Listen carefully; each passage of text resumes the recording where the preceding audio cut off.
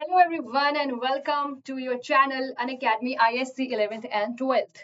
So this video is about class 12th की syllabus. Yes, and I will be talking about biology का syllabus. क्या syllabus है और क्या road map आपको follow करना है throughout the year to score good in your boards. Yes, तो अभी आपका जो है सेशन बिल्कुल स्टार्ट हुआ है फ्रेश, तो हम बिल्कुल आज से ही ठीक है आपकी जो प्लानिंग है उसको फॉलो करना स्टार्ट कर देंगे। तो मैं आपको एक basic plan with your syllabus, क्या बुक्स आपको फॉलो करनी है, कहाँ से आपको नोट्स बनाने हैं, मैं आपको क्या प्रोवाइड करने वाली हूँ, ये सारी चीजें मैं आपको इस वीडियो में बताने वाली हूँ। तो विदाउट वेस्टिंग एनी टाइम मैं आपका स्टार्ट करूंगी आपके सिलेबस से। सबसे पहले कि आपका सिलेबस में है क्या क्या, कौन कौन सी यूनिट्स है, कौन कौन से चैप्टर्स है, आइए देखते हैं। Okay, so very first unit is reproduction. ठीक है, यस, आपका जो क्लास 12th की जो यूनिट्स हैं, चाहे आप सीबीएसई की बात करो चाहे आप आईएससी की बात करो, तो आपका सिलेबस लगभग सेम है। बट आईएससी के केस में क्या आ जाता है कि थोड़ी सी चीजें आपकी और डिटेल्ड हो जाती हैं, पेपर पैटर्न आपका चेंज हो जाता है। पेपर पैटर्न आपको मैं बताऊंगी कि कैसा पेपर पैटर्न आपका होता है, don't worry about that.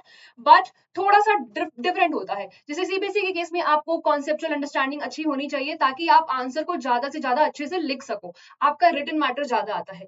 But in case of ISC, आपने क्लास 12th का पेपर देखा होगा जो अभी 2020-26 में आया हुआ था, काफी अच्छा खासा पेपर था वो। मैं बोलूंगी कि मॉडरेट लेवल का पेपर था वो आपका, मैंने बच्चों की प्रिपरेशन कराई थी उस टाइम पर।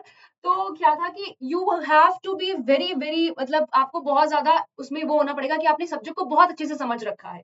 अगर आपने समझ रखा है एक एक टॉपिक को, बिल्कुल कॉन्सेप्ट्स की क्लैरिटी है आपको, तभी आप उस पेपर को सॉल्व कर पाओगे। ओके, बट सीबीएसई के केस में ऐसा होता है कि अगर आपको थोड़ा बहुत भी उस टॉपिक के बारे में आता है, then you can write about that answer, और 3 मार्क के क्वेश्चन में भी आपको 1.5 नंबर मिल जाएंगे। But that is not the case for ISC, so you have to be very careful right from the beginning itself. तो मैं चाहती हूँ कि आप क्या करो, चलो मैं प्लान अभी बताऊंगी, पहले सिलेबस डिस्कस कर लेते हैं। तो रिप्रोडक्शन में पहला जो चैप्टर है उसमें आपको पढ़ना है sexual reproduction in flowering plants, जिसमें आपको प्लांट्स के केस में आपकी कौन कौन सी गैमीट्स होती है, कैसी फर्टिलाइजेशन होती है, कौन कौन सी टाइप्स ऑफ इम्ब्रियो होती है, ठीक है, फर्टिलाइजेशन का प्रोसेस हो गया, टाइप्स ऑफ पॉलिनेशन हो गया, ये सारी चीजें आपको इसमें पढ़नी है। प्लस मैं आपको बता दूं कि इस चैप्टर से आपके बहुत सारे डायग्राम्स बनते हैं। ठीक है, इस चैप्टर से आपके मैक्सिमम डायग्राम्स बनते हैं। डोंट वरी, इस बार मैं आपके साथ स्टार्टिंग से जुड़ूंगी, तो फिर मैं आपको डायग्राम्स की लिस्ट वगैरह भी दूंगी। नेक्स्ट चैप्टर है अबाउट ह्यूमन रिप्रोडक्शन। इसमें भी आपको क्या करना है, पहले आपको male reproductive system, female reproductive system, दोनों ही सिस्टम्स अच्छे से पढ़ने हैं डिटेल में। उसके बाद आपको गैमीटोजेनेसिस की प्रोसेस, कि कैसे गैमीट्स का फॉर्मेशन होता है, मेंस्ट्रुअल साइकिल के phases, fertilization, embryo development, gestation period, ठीक है, all those 8 weeks of pregnancy, all those things you have to cover in this chapter. After that, this chapter is simply easy, reproductive health. Easy सा chapter है ये। Control devices के बारे में, कैसे आपकी क्या हाइजीन होनी चाहिए, ये सारी चीजें आप इस चैप्टर में पढ़ोगे, तो ये थोड़ा सा मतलब बेसिक है। तो this unit is all about reproduction. Second unit है जो कि आपकी बहुत इंपॉर्टेंट है। दिस यूनिट इज दी, मैं कह सकती हूँ कि सबसे ज्यादा मार्क्स के क्वेश्चन आते हैं इससे। ठीक है, मैक्सिमम मार्क्स के क्वेश्चन इससे आते हैं। सबसे पहला है principles of inheritance and variation, जिसमें आपको मेंडल के laws, monohybrid cross, dihybrid cross, ठीक है, लिंकेज, रिकॉम्बिनेशन, ऐसी ऐसी बढ़िया बढ़िया वाली जो टॉपिक्स है ना, आपको वो सारी चीजें आपको इसमें कवर करनी है। देखो, ये चैप्टर तुम्हें देख करके बहुत हार्ड लगेगा कि हाँ बहुत मतलब मुश्किल है, क्रॉस परफॉर्म करना है, ये करना है, वो करना है। बट एक बार तुम इसको अच्छे से पढ़ लोगे ना, तो मैं बता रही हूँ तुमको 100% ये चैप्टर बहुत ईजी लगने लग जाएगा।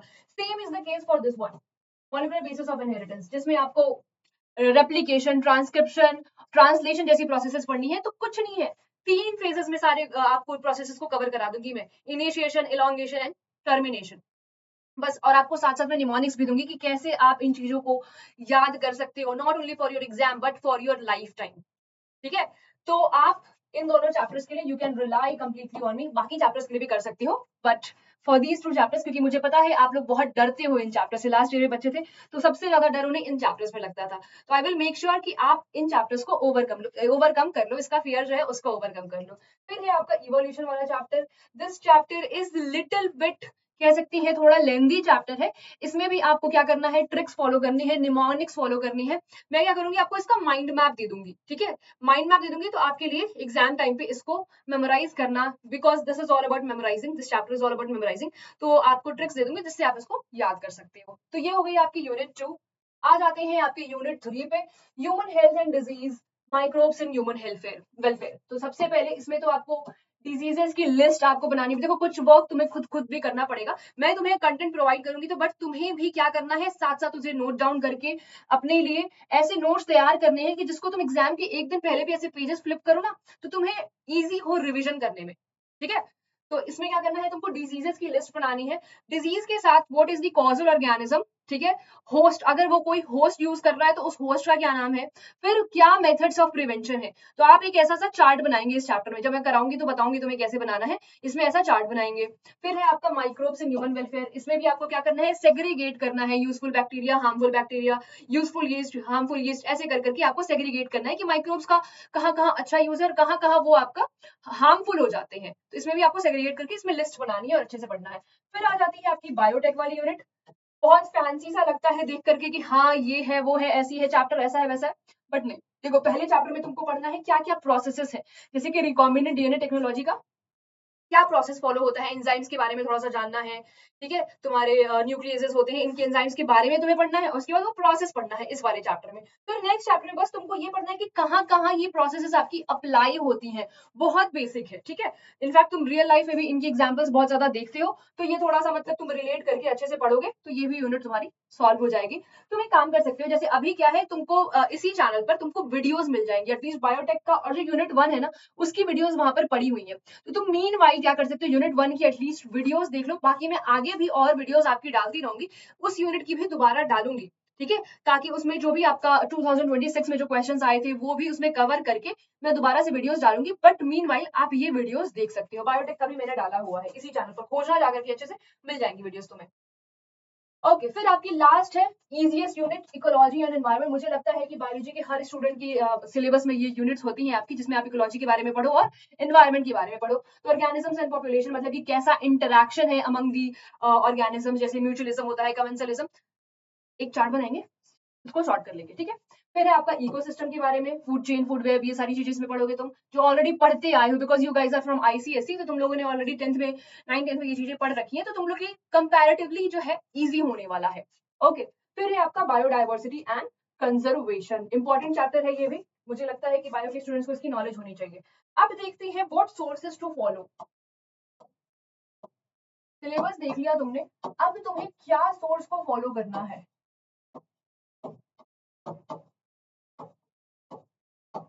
ठीक है, तो सबसे पहला है कि तुम्हारे स्कूल में जो भी टेक्स्ट बुक लगती होगी एक्स वाई जेड, जैसे मोस्टली स्कूल्स में तुम्हारी नूतन की टेक्स्ट बुक लगती है। ठीक है, तो तुम नूतन की टेक्स्ट बुक फॉलो कर सकते हो।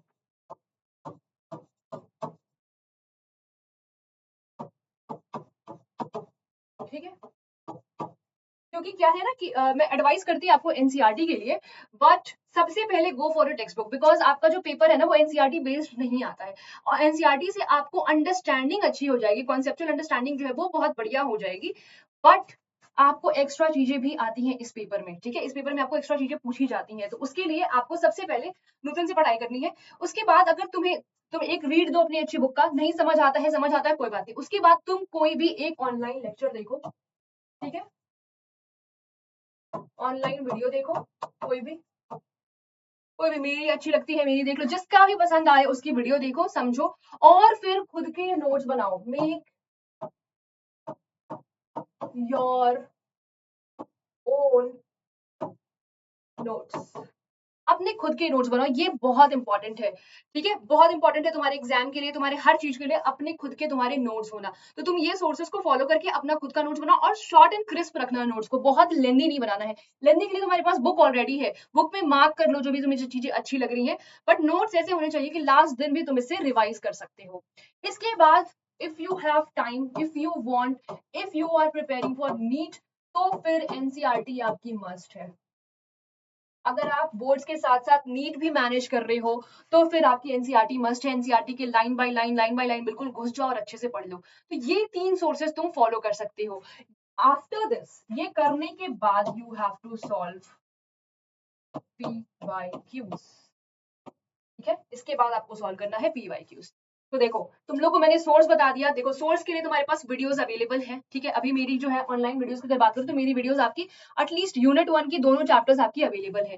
तो तुम लोग को क्या करना है, हमारी जो भी नेक्स्ट क्लास होगी, हमारी नेक्स्ट क्लास होगी प्रोबेबली फ्राइडे को, ठीक है, या जिस दिन नेक्स्ट क्लास होगी मेरी, तुम्हें क्या करना है, तुम्हें फर्स्ट चैप्टर प्रिपेयर करके आना है, बिकॉज हम लोग क्या करेंगे, वीडियोस के थ्रू तुम्हारा मैं वीडियोस के थ्रू तुम्हारा सिलेबस कंप्लीट होगा, ठीक है। हर चैप्टर का मैं वीडियो तुमको देने वाली हूँ, सिलेबस कंप्लीट कराऊंगी, और लाइव क्लास में हम क्वेश्चंस प्रैक्टिस करेंगे।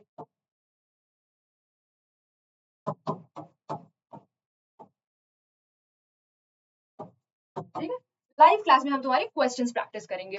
अभी पहले मैं PYQ से स्टार्ट करूंगी, आपके PYQ से स्टार्ट करूंगी। तो तुम्हें क्या करना है, तुम्हें जो भी चैप्टर मैंने वीडियो में डाल रखा है उसको पढ़ करके मेरी लाइव क्लास में आना है, ताकि तुम क्वेश्चंस को स्मूथली फॉलो कर सको, उसको स्मूथली तुम सॉल्व कर सको।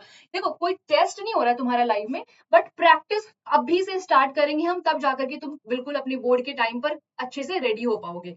ठीक है, अब तुम मुझे कमेंट करके बताना कि तुम्हें बस MCQs अभी स्टार्टिंग में प्रैक्टिस करना है, या you want to go for descriptive as well. ठीक है, मैं आपको 1 मार्क वाले, 1 लाइन वाले, ऐसे शॉर्ट आंसर सारे प्रैक्टिस कराती हूँ, बट मैं स्टार्ट आपके MCQ से करूंगी।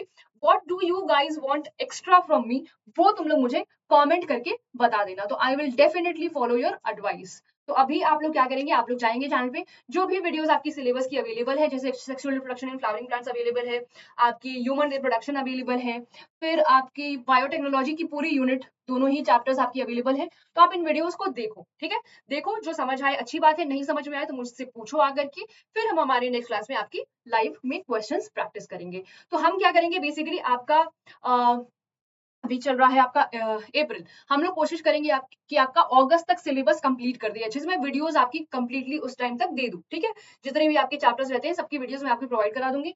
उसके बाद हम लोग स्टार्ट करेंगे आपका रिविजन में मैं क्या करूंगी कि आपकी जो भी शॉर्ट नोट्स हो सकते हैं, जहां भी माइंड मैप्स हो सकती हैं, ये सारी चीजें आपको वीडियोस के थ्रू प्रोवाइड करना स्टार्ट करूंगी। तो बस आपको क्या करना है, मेरे साथ जुड़ जाना है, जुड़े रहिए, आप आकर के टाइम पे क्वेश्चंस प्रैक्टिस करिए और अपने खुद के भी नोट्स बनाइए। बाकी कोई भी प्रॉब्लम होगी, कोई भी दिक्कत होगी, कोई भी जरूरत होगी, तो please let me know in the comments. Thank you everyone.